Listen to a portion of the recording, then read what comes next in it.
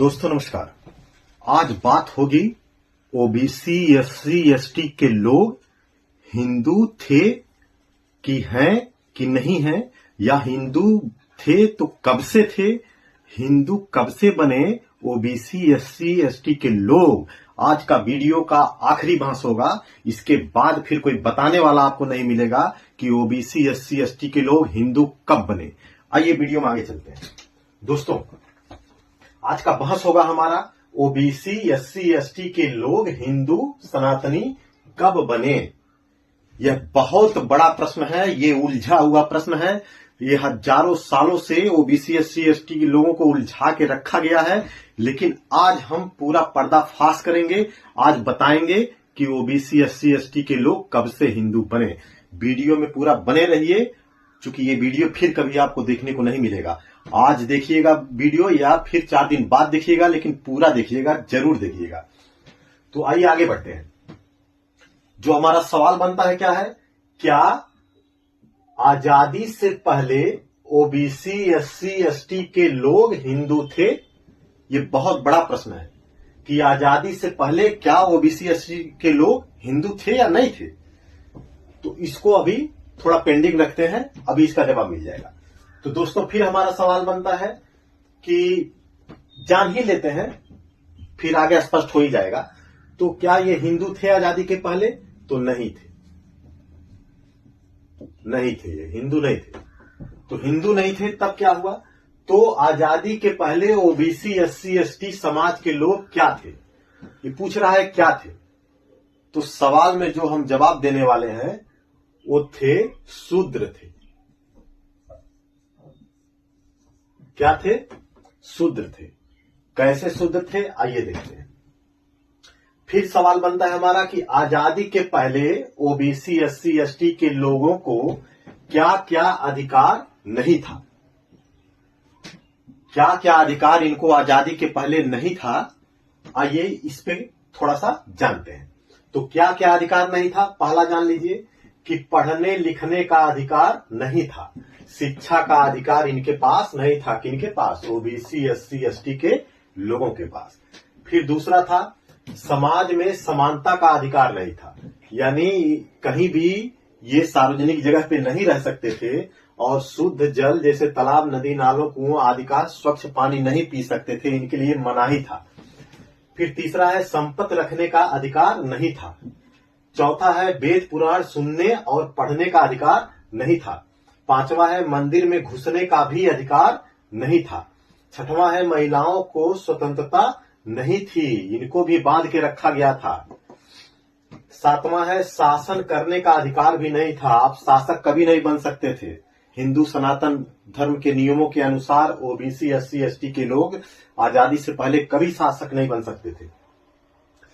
तो ये था। आठवां था सवर्णों के सामने सर उठाकर चलने का भी अधिकार नहीं था। अगर सवर्णों के सामने सर उठा के चल देते आप तो आपको बहुत मारते पीटते सब। नौवां था शूद्रों को ओबीसी एससी एसटी के लोगों को नीच अछूत दलित पापी कीड़ा मकोड़ा समझा जाता था आजादी के पहले।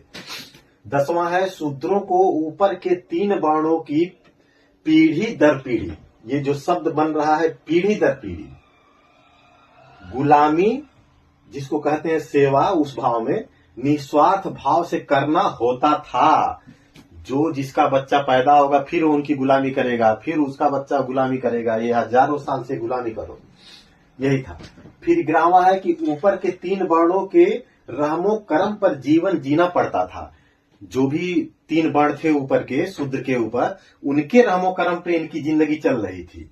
तो फिर ये प्रश्न बनता है, तो क्या आजादी के बाद ओबीसी एससी एसटी के लोग हिंदू बने? जब आजादी के पहले इनको कोई अधिकार नहीं थे, इनको कुछ नहीं समझा जाता था, तो क्या आजादी के बाद ये हिंदू बने? तो यहां लिखा जाएगा हां, ये आजादी के बाद हिंदू बने। फिर प्रश्न, किसने ओबीसी एससी एसटी के लोगों को हिंदू बनने का अधिकार दिया? ये सबसे बड़ा सवाल बन रहा है, किसने दिया अधिकार? तो अधिकार दिया किसने? बाबा साहब भीमराव अंबेडकर के संविधान ने।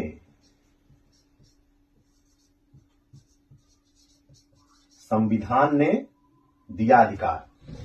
फिर सवाल बनता है कि आजादी के बाद ओबीसी, एससी, एसटी के लोगों को कौन कौन से अधिकार मिले जो सनातन हिंदू धर्म ने इन्हें नहीं दिया था।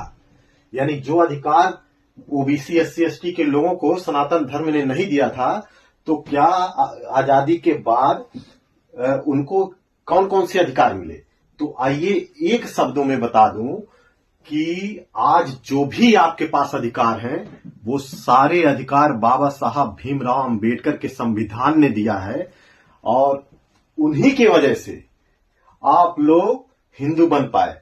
जो बहुत कोसते हो ना कि संविधान ये है वो है वो है, संविधान एक नीच ने बनाया, कोसते हो ना ओबीसी, एससी, एसटी के लोगों, तो ये भी जान लो आज असली सच्चाई कि बाबा साहब भीमराव अंबेडकर की वजह से ही आप लोग हिंदू बन पाए हो, सनातनी बन पाए हो, मंदिर में घुस पाए हो और वेद पुराण सुन पा रहे हो।